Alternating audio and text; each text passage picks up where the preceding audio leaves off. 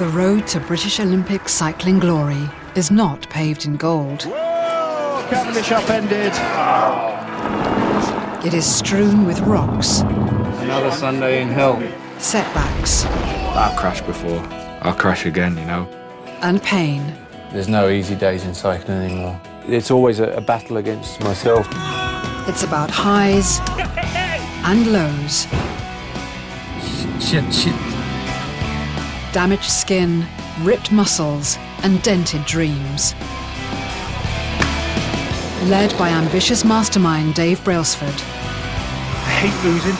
Oh. In 2012, these British riders achieved a cycling first, winning the Tour de France and, just days later, Olympic gold. In British cycling's most amazing year, this is the inside story of their road of tragedy, survival, and triumph.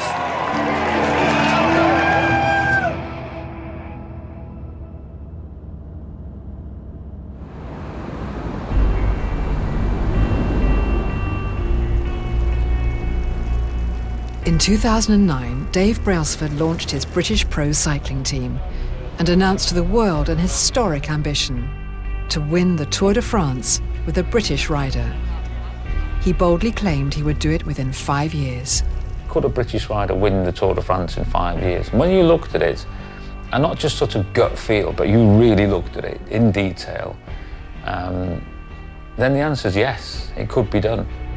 No British rider had ever won the Tour, but Dave's grand ambition did not end there. In a sport mired in doping scandals, he determined to do it on pedal power alone. I've always been a firm believer that you can win the world's biggest bike races clean. It would be no mean feat. For years, accusations of doping and performance-enhancing blood transfusions have dogged the sport. Dave's never held back from telling the world what he thinks of the cheats. If you're going to take your blood out into a bag and you're going to store it, and then you're going to have somebody to bring it along to a race or to a training camp, you're going to have to fly it somewhere, you're going to have to get in your room, you're going to have to reinfuse that blood and go to all of that hassle. The only reason you're doing it is to cheat. But Dave believes he can beat the dopers, using a mixture of cutting-edge science and meticulous attention to detail to find the 15% performance improvement that doping reputedly offers. At the core of his war on drugs are what he calls marginal gains. It's all about the detail, finding a 1% margin for improvement in everything the team does to cancel out the advantage from doping. It's just about doing the simple things really, really well. You can't really control whether you win or not, but what you can do is you can control whether you're the absolute best that you can be. And if you are the absolute best that you can be, that improves your chance massively of winning. As Team GB Performance Director in Beijing, Dave Brailsford steered his athletes to 14 Olympic medals, including 8 golds. The velodrome is a temple to Brailsford's methods, an entirely controllable environment where time is measured by the 100th of a second and a rider's performance can be analysed to the nth degree. 3, 2, 1, go! Whoop, whoop, whoop. Dave's big idea is to introduce the science-led philosophy that bred such phenomenal success on the track into the very different beast of road racing. We believe in coaching. We believe in putting the athlete first. So he wants to try and take that philosophy and culture into a professional team. By building a British team, his plan is to create a protective environment where they can excel. And all these young British talented riders who don't want to dope, they for sure they don't want to dope. They could actually find a home which is safe, and we could really try and do something.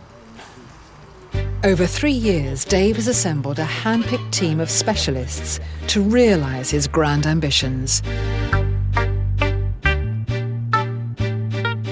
Sports scientist Tim Kerrison, a stats cruncher for whom the route to victory can be plotted on a graph.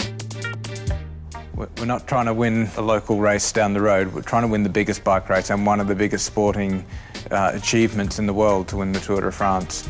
Psychiatrist Dr. Steve Peters who believes he can help riders manage their passions to combat psychological pressure.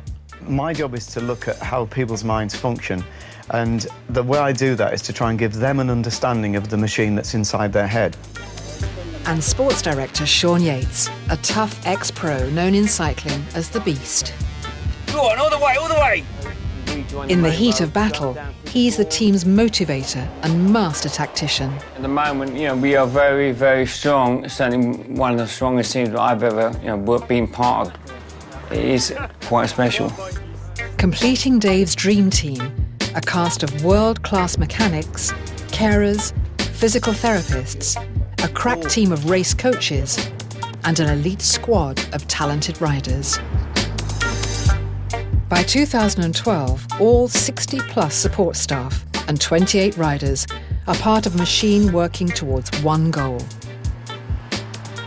Their mission: to pull off the ultimate sporting heist and help propel this man, Bradley Wiggins, to victory in the world's toughest bike race. I want to win the Tour, yeah. I mean, that's what we've been working for so long now, and there's no second place really for me. And no second choice for Dave. Bradley Wiggins is the arrow of his ambition. He's also team leader, not a role he's always been comfortable with. When he became the team leader in 2010, he wasn't used to being the number one man, calling the shots. And it took him a fair while to get his head around that and to be the boss, the boss man, and insist what he wanted. Brad doubts himself, although he's getting better. I tend not to try and conform too much to kind of how you should be, and I have tried in the past. And in the end, I am who I am, and I try and just be like that, and I think my passion for the sport comes across. In Dave's grand plan, to win the Tour and just days later Olympic gold, the whole team must be at the top of their game. Achieving this the Brailsford way is a science, not an art. We're doing 1 hour loop before we get to the road along the seafront where we're going to do these team time trial efforts. Guided by their coaches, all riders are expected to sign up to Dave's way of thinking. Compliance, that's what a coach should do. Help athletes comply to their training. So when they're having a problem at home or they're, find out what is it that stops you complying or fulfilling every day the training necessary to get where you want to be. What gets in the way? Why did you get injured? Why did you get ill? Why are you not eating correctly? What's stopping that compliance? And a coach should be helping that compliance. They'll get a lot more results. There are a lot of specific things you can do in training in order to get ready to perform in races. All the bikes have a power meter on. We also measure how fast the pedals are turning, heart rate, speed, altitude. And at the end of the ride, we download that and we'll sit down and sort of analyse where the rider's at. That's his target curve there. Yeah. Between sort of through this threshold and capacity area is 20 to 30 watts further ahead than he was last year. It gives you a rough idea of where we're going to finish in the Tour from the powers I'm producing for my body weight. All I train to is numbers, really. The data from every training session is recorded and analysed by Tim Kerrison. Each individual event is scrutinised, every possible permutation mapped to ensure that Bradley Wiggins and the team are best equipped to perform in July.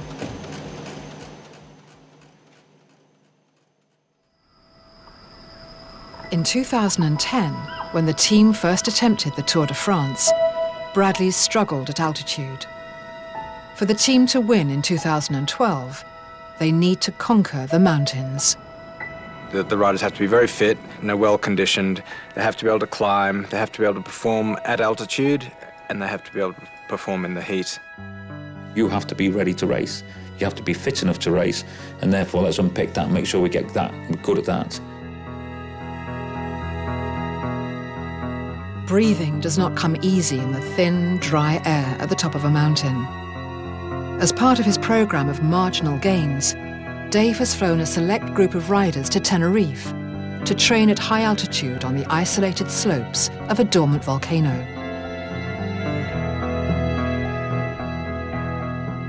We're here basically to train and acclimatise to altitude.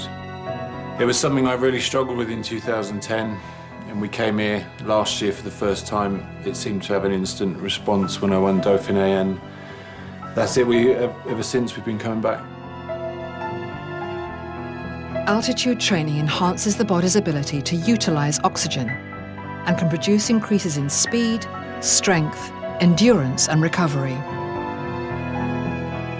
When the guys first come up here, there's quite a significant, up to about 15 to 20% decrease in their aerobic capacity. Basically, your whole body's working harder at altitude, so that when you go back down to sea level afterwards, it almost feels like you're just riding without breathing.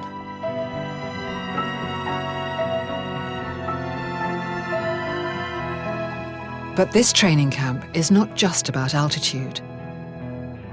We're here primarily really for the climbing. The guys do around about 16,000 metres of sort of vertical climbing per week. So that's the equivalent of riding from sea level to the top of Mount Everest twice.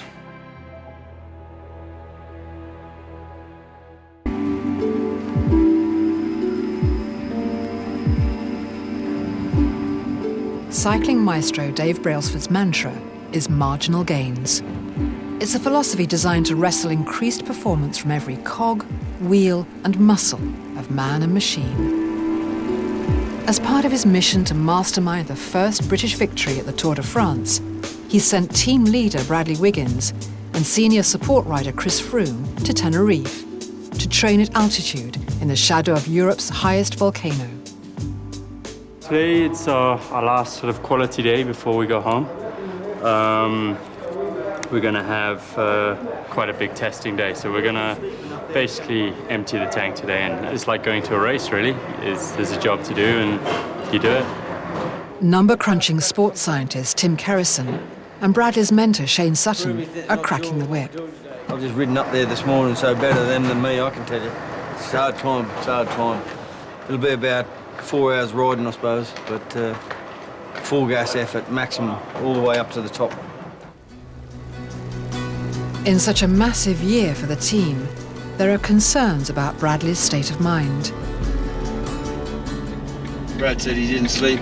Even though all the best training he's done this year, there's been nothing he's done on this camp that's been as good as what he did the last week. He's got to learn to ride on field.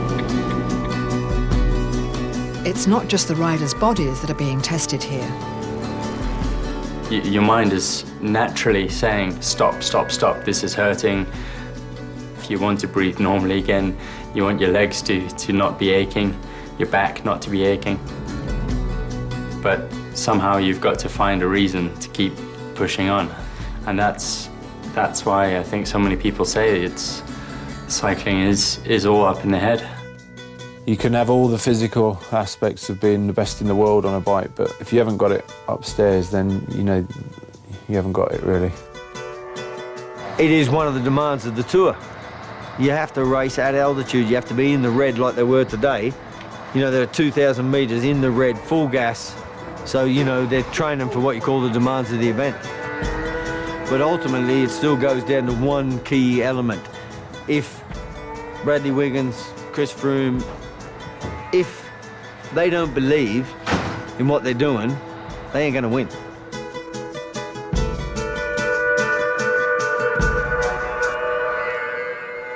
There's an emotional side and there's a logical side, and your emotional side will hijack you. And if you can learn to manage that and recognise it, that's a very, very powerful thing. Can you hear us, Ben? Yeah. The machine's just warming up, so another minute or two. Psychiatrist Steve Peters has the job of teaching the riders how to control the irrational, emotional part of their brains, the part he calls their inner chimp. As a doctor coming into this, what I've done is used the medical model to look at the human mind and say, how do you get optimum performance from it? So my job effectively is to work on any psychological issues. Well done, Ben. That's absolutely fantastic. It's more like learning a skill of saying, where do I want my thoughts, feelings, emotions at critical points in a race, and then they learn how to shift the blood supply effectively and say, this is the bit of the brain I'm going to use at this point. So when I keep saying, oh, you get all this emotion, when something happens and you react, that bit there, this is the chimp in the centre of the brain, okay? And then the human sits at the front of the brain. This is your frontal lobe. Yeah. So that's where we have the battle between the two of them. Peters works closely with the riders to try to conquer their emotional chimp and learn to think logically. Yeah? What's your happiness level out of 10?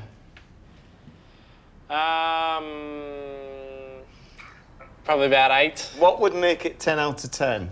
I mean, there's a couple of those other things going on, you know, with an injury that's dragging on a bit. You've got an injury. Are you doing everything you can to deal with the injury? Yes. If you think about this logically, the injury is not causing you to drop to 8 out of 10 for happiness. Are you ready? It's very subtle, this. The reason you're dropping to 8 out of 10 is you're not accepting the situation. That's different. Yeah, okay. In the past, Bradley has struggled with his inner chimp. I used to think a lot about these things and the what ifs and how's this going to do, and it's always a battle against myself really, and just instilling that self-belief in myself. It's like 2%, you know, it's like kind of, there's the kind of rational person and then there's the person, and then that, you know, they'll call it that chimp thing, which I don't have any, I can't call it a chimp, so it's just me. Bradley has become a 95% compliant guy. It took him some time to get there, and every now and again, like anybody in life, you need support with that, as we all do. I think he's just matured, and he's getting very comfortable at being the leader in big races.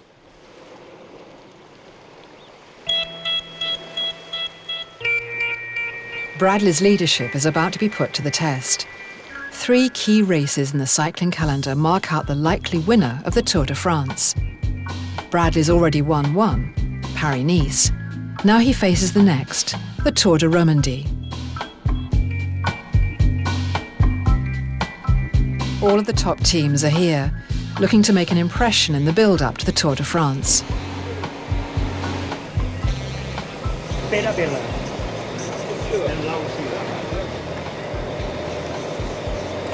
Are you married? As team leader, Bradley is supported by an elite team of riders known as domestiques, here including the Australian duo of Richie Porte and Michael Rogers, and the versatile Brit Chris Froome. The pre-race briefing is the last opportunity to rehearse tactics and motivate the team. We're here to win this race, right? But for me, also, there's a lot of learning you can do this week. A lot of learning, you know, and I think that's the important thing. We've got to go through scenarios and then see what we can learn out of it. So we should be better and more prepared by the end of this week going in with our planning for the Tour than we are now. And just get out there and smash it. My take on life. We're going to leave. It's time. Motivator and senior sports director Sean Yates uses the final minutes to fine-tune Bradley's state of mind. So you're feeling good. Tim says you're flying. Yeah. Just don't take any chances. We've got a strong team here. It's not that long, and we just take the race on. And like I said, the plan, you know, we're leading towards. Now's the real build-up. Now it's within sight, isn't it? You know. And It is, but you know, for 4 days of concentration, I can win this. We dominate the race. We take it on. Today's stage starts on the banks of Lake Geneva, travelling 185 kilometres to La Chaux-de-Fonds, nestled in the Swiss mountains.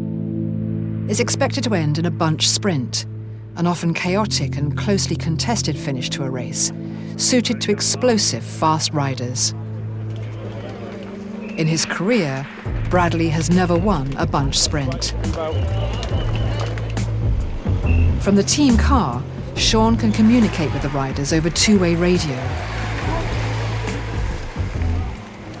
55 seconds. Great job, Danny.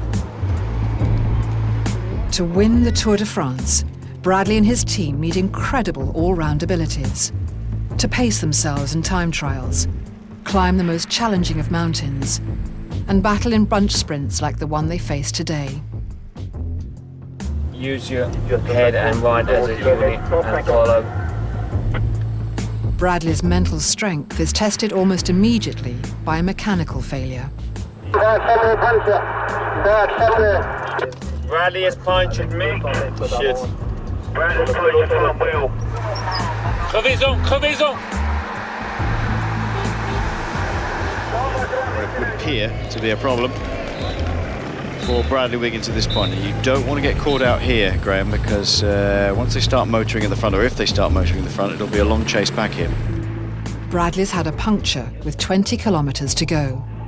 A replacement wheel is provided by Aussie domestique Richie Port, putting himself out of the race. Come on the wheel. Come on, Brad. In the past, a setback like this could throw Bradley off course. Now he uses it to fuel the fight. And there's Rogers and there's Wiggins. Look, they've worked hard to get back up towards this. That was a bit of a desperate chase. That's what we were saying about that mentality. Despite the puncture, Bradley fights his way back through the field to regain contact with the race leaders. A lot of looking around going on here. And Wiggins straight on the wheel there. Maybe Wiggins wishes to assert some authority here. Good job, Brad. Good job. 2 kilometres still to go. And Rabobank pushing along. That's Bradley in third position. Coming into the final kilometre.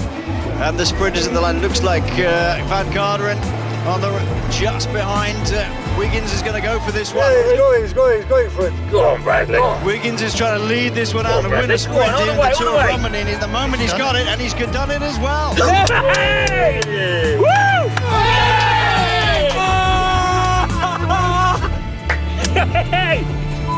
Hey! Well, that's a tremendous finish. Bradley wins the sprint. 80 guys, he wins the sprint. Not often you see Wiggins win from a sprint. He's enjoying that. Bradley Wiggins in the British Champions jersey takes the sprint, and good job. I can't believe Brad won that. What a legend. You wouldn't expect to see Brad win a sprint finish like that, but it just goes to show that some of the areas he's been working really hard on in training are paying off. The nice thing is to think, if you're one of the other teams and you're watching that, you're thinking, is there anything the bloke can't do? He was a track rider. And then all of a sudden he started putting himself in road riding, and then all of a sudden he starts becoming a climber, then he's a GC rider, and now he's a sprinter. Your first ever road win, is it, Brad? In a mass start? Is it? Winning his first bunch sprint is proof that Wiggins is starting to believe. I get really angry during the stage, so that really spurs me on. I kind of thrive off it and feed off of it.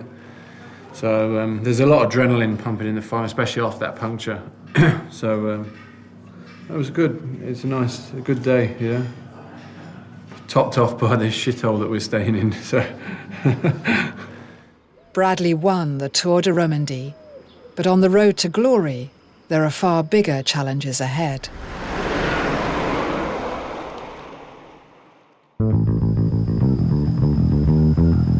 The grueling demands of the professional road race require riders to be both physically fit and mentally strong. Winter training boot camps in Mallorca and Tenerife are designed to boost fitness, while psychological fine-tuning takes care of a rider's emotional chimp. Bradley's going to just tag along for the first part and then peel off, and also Richard and... But a man is nothing without his machine.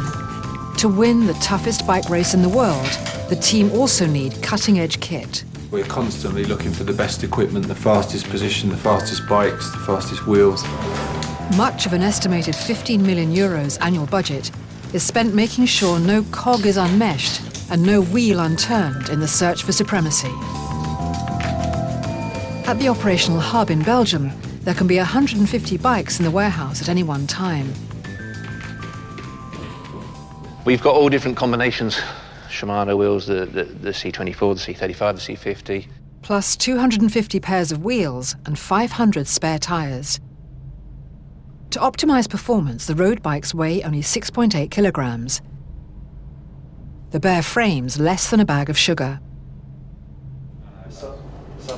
As well as 8 mechanics, the travelling circus that is Team Sky includes carers, 4 doctors, 2 physios, a resident chef, and a permanent bus driver. Each has a role to play in the pursuit of the ringmaster's marginal gains. Let's really identify the simple things and not only do them well, let's do them better than anybody else and then make that the norm automatically day in, day out.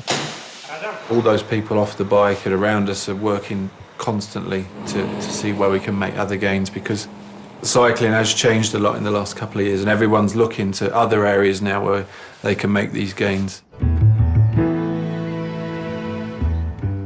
Right now, the staff are preparing for the penultimate piece of the competitive jigsaw before the Tour de France, the Critérium du Dauphiné.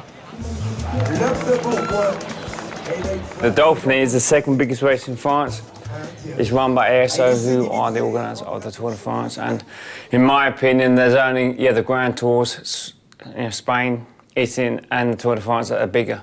So it is a big event. 15 support staff are working at the Dauphiné. Their single goal, to make sure the riders have no other concern than riding their bikes. If any of them aren't doing their jobs properly, it directly affects us. The bus driver, for example, if he gets lost getting to the finish one day, it means it's just a longer time for us to wait to start recovering for the next stage. That bus driver today is Chris Slark. Go left on the roundabout, second exit. He's helped me out of a lot of situations. He's also stitched me up a few times, but... Officially dubbed a performance vehicle, Slark's Kingdom is a space-age, pimped-up coach designed and refined for optimum rider performance. If you look at the bus as an empty box, what would you put in that space that when the riders get on that bus from the end of the race to getting back to the hotel, how can they be better recovered and get a competitive advantage over the opposition? It's not just a means of getting elite athletes from A to B. It's a sanctuary, a restroom, a mobile HQ. The seats were, I believe, over £1,000 each. They are super comfortable.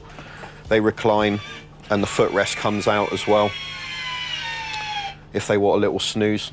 Most of the time they play music on the bus. We get everything from schoolgirl disco to wacky way out stuff from Michael Barry and Christian Kanice with his dark rap and yeah, you get it all on here. You get it all. We've got the old mood lighting up here.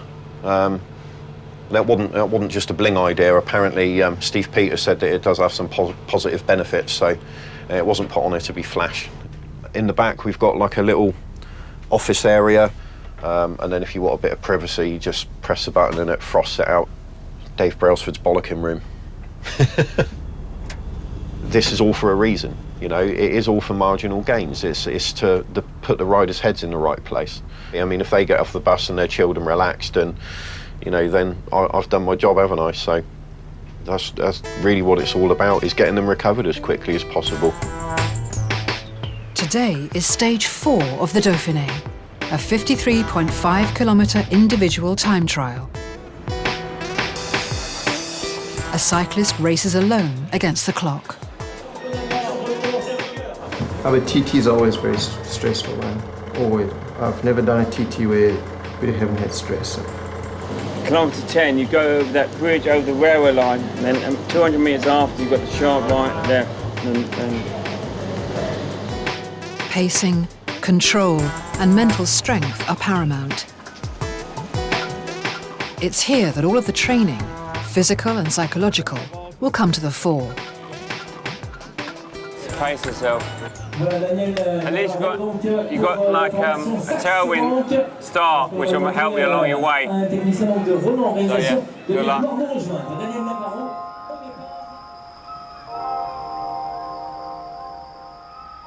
Before they set off, each rider warms up for 30 minutes on a static bike.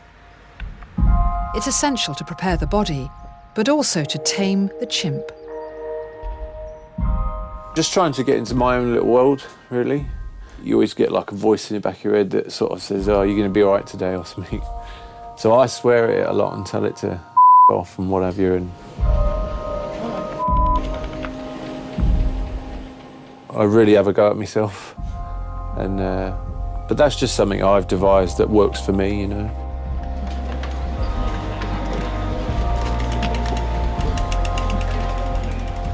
As current leader of the Dauphiné, Bradley is the last to go, 2 minutes after his great rival, the winner of the Tour de France in 2011, Cadel Evans.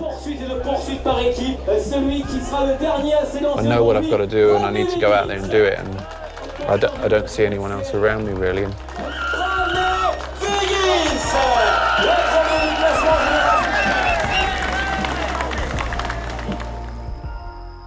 While Wiggins is racing in the time trial, the support staff have a race all of their own. Each day, an advance party of carers and physios vacate one hotel and rush to the next to get the rooms ready for the rider's return. 222. Yeah. You know, we open and then we prepare the room or put the suitcases in. It's no ordinary valet service. It's a daily deep spring clean, including a wholesale replacement of the hotel's standard bedding, with team issue linens laundered daily. One big thing we've looked at over the last 3 years is sleep quality, and we've used a variety of bedding systems, but basically we transport mattresses and hypoallergenic bedding so that the athletes have consistent quality of sleep. They know the bed they sleep in each night feels the same, it is the same. Generally the riders do really like them. Certainly the pillows as well, they are really good. It's a bit like being a glorified chambermaid. The obsessive quest for marginal gains includes portable air conditioners installed and removed each day. These are just an air filter, just to kind of clean the air a bit. It's quite cooling as well, actually. Pretty much, well, they have in all the rooms.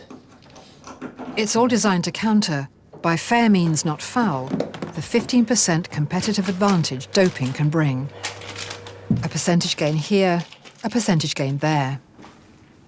If they're not sleeping right, if they're not sleeping well, getting that part of their recovery, your reaction time on the bike is slower. Next thing you know, you've crashed. The riders know that they're getting better cared for than anyone else in any other team, and I think it gives them a lot of confidence that we're doing everything we can to get them in the best possible shape to perform the next day.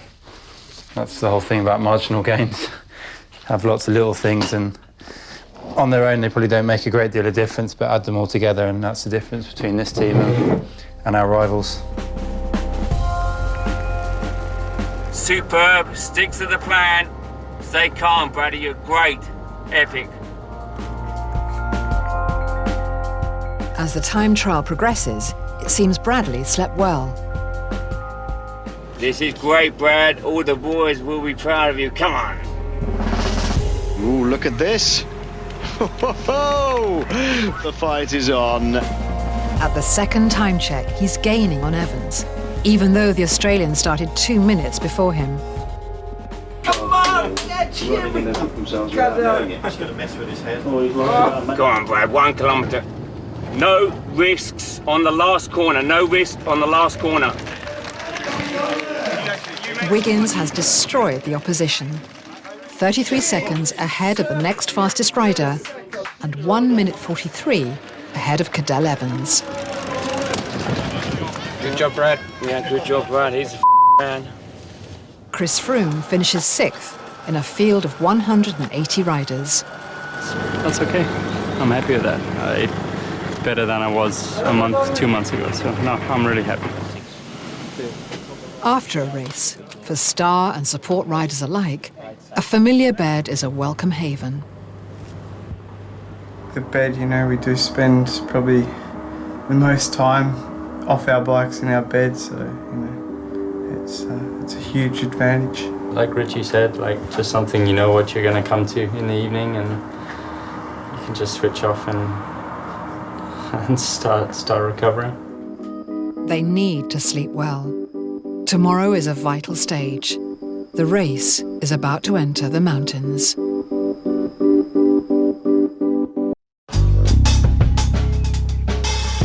It's said that the Tour de France is won or lost in the mountains. Today's stage of the Dauphiné will go some way to prepare the team for the steep challenges ahead. It's the Queen stage, the hardest of the race, an epic 167-kilometre slog into the Alps, finishing in the ski resort of Morzine. It will be hard, no doubt about it, but in reality, the harder the better for us. 6 gruelling ascents, the last are brutal 1,700 metres high. Altitude training will be tested here, along with the disruptive antics of the inner chimp. If you take climbing a mountain, it's a common scenario and you know it's going to hurt. You must therefore have natural fears that I won't be able to last the course. These are absolutely natural thoughts. You expect them to appear. Now, clearly, if you've got a rider who's got the ability to say, this is nonsense, I don't need to engage with any of this, and I actually won't engage and starts moving up the hill, then they'll be at an advantage to someone who deals with these thoughts and is arguing with themselves and then makes probably a very emotional judgment as to what they need to do. As well as self-belief, climbing the mountains takes fuel. The team have their own resident chef, Soren. With each new day, he commandeers a new hotel kitchen. His menus, like everything else, are carefully designed for marginal gain. I have never ever served ice cream for the riders. My job is not to serve, excuse me, shitty food. Having Soren there constantly, that's one area you can make a gain. We know where the food's come from. There's no chance of any contamination or getting food poisoning or anything because that just ensures that we have the quality food. A lot of the things is also about how the food is working in the body to save the body from using more energy. If we can minimize the loss of energy for the riders so they are more fresh during competition, that's maybe the difference between being up there and not being up there. During the road race, riders burn off around 7,000 calories a day, nearly 3 times as much as a normal adult male. It's Soren's job to make sure they're refueled. Every last calorie is counted and intake calibrated. Early this morning, Chef Soren handmade the rice cakes that are packaged by the carers and handed out en route. This is rice with Philadelphia light cheese and sugar and cinnamon. Today, the riders will spend a punishing 5 hours in the saddle. Bradley is defending the leader's yellow jersey from his rivals, including last year's tour winner, Cadel Evans. It's a pivotal stage, not only in the race, but the build-up to the Tour de France. Today is not just about Bradley. All of his support riders, his domestiques, will have to dig deep to get their leader over the mountain.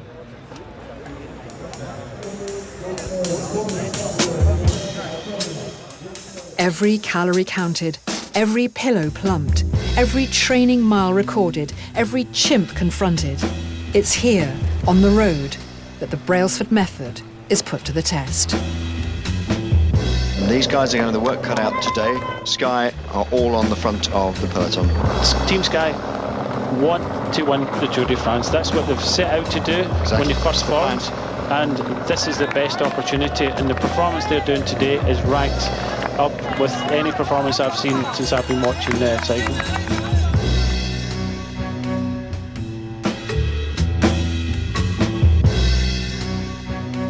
As the race climbs high into the Alps, carers David and Stefan, armed with provisions, position themselves roadside. What do we have? We have rain jacket inside, then we have a couple of bars and a couple of gels and a bottle of minerals and sugars.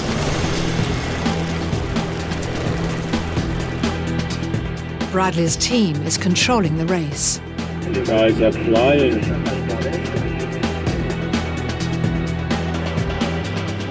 There's guys all over the place up here. Evans looks as though he's feeling the pressure a little bit. He's looking very comfortable and calm. Rogers just behind him. Richie Port doing a spectacular job. And as far as I can see, we have the whole team in the bunch. It's a fantastic situation. Great job, guys. This is where all of the marginal gains need to add up. A gain from training, from psychological support, from equipment, the team bus, from recovery, nutrition, and the combined efforts of all of Dave's staff. All of our boys are still there, huh? Come on, Evie. The whole team is in here. There's guys all over the shop. Great job. It's really incredible. And that was an incredible display of powerful riding by Team Sky. Really wonderful. Thank you guys in top 10. Good job.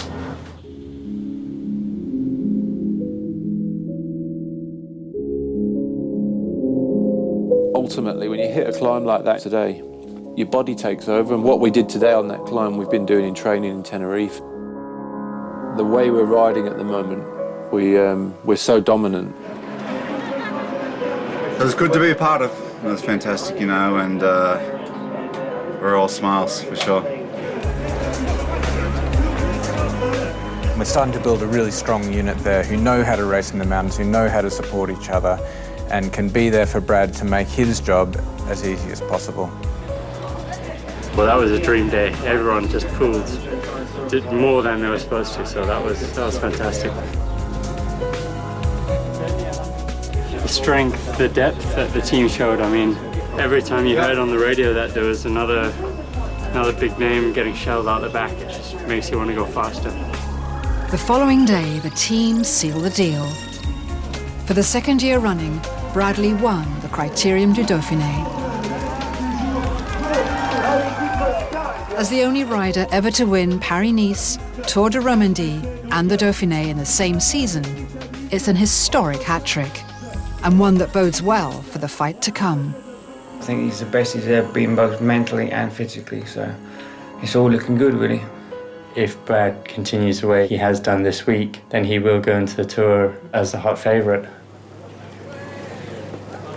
There's a very different Bradley who really believed in what he was doing and didn't put a foot wrong. He seems to become a lot more assured in himself about how to operate at the highest level. Bradley. Well done, Brad. Thank you. What the team has done for me this season in winning these races is it's given me a cleaner run to the Tour mentally. Bradley's now one of the favourites for the Tour de France, but the team need all the help they can get to stave off the competition. As hard as we're working on the bike and off the bike to perform to the absolute maximum, everyone around us is doing the same thing.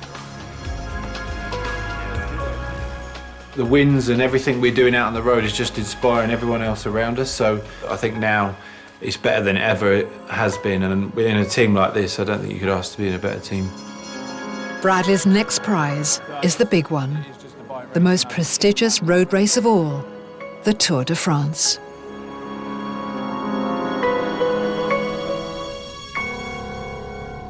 Dave's star riders don't succeed alone. Without them, I would be incapable of winning something like the Tour de France. Are we going to the Tour with the best team? Yes. Fearless, selfless Iron Men are essential for their victory. As ready as I'll ever be. They're absolutely fundamental to the whole sport, and I think the engine room of the team. Tempered in the toughest of races. Another Sunday in hell.